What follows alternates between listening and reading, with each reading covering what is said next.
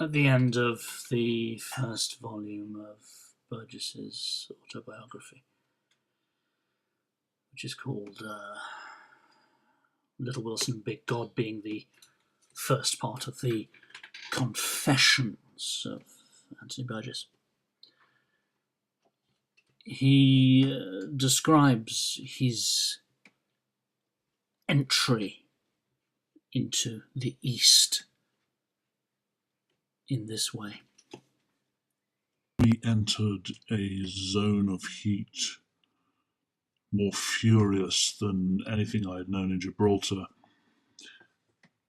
I felt I was approaching a world I could live in. I sweated and was happy to sweat. Where there ain't no 10 commandments and a man can raise a thirst, that summed it up. My repressive Catholic heritage was a very small and eccentric item in the inventory of the world's religions. I would sweat and drink gin pahits and taste the varied sexual resources of the East. I resented my wife, as all men going east have to. The Memsahibs ruined the empire through failing to understand India. I envied the single men going to rubber estates. I was being unjust and treacherous and storing material for massive guilt. As we approached Singapore, Lynn lay exhausted on her bunk. Drink, heat, chagrin.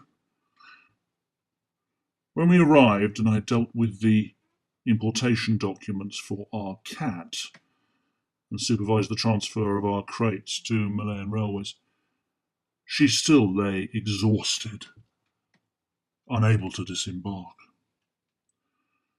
She tottered eventually to a taxi and a bed in the Raffles Hotel. There I brought in a Eurasian doctor who diagnosed exhaustion and prescribed rest. I had to telephone Kuala Kangsar and arrange a postponement of our journey north. I resented my wife. I wandered Singapore and was enchanted. I picked up a Chinese prostitute on Bugis Street.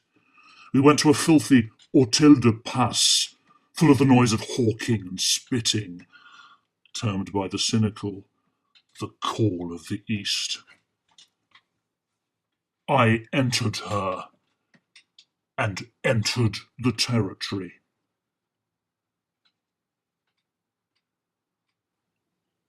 Two days later, Lynn was fit enough to leave, and we took the night train to Ipoh.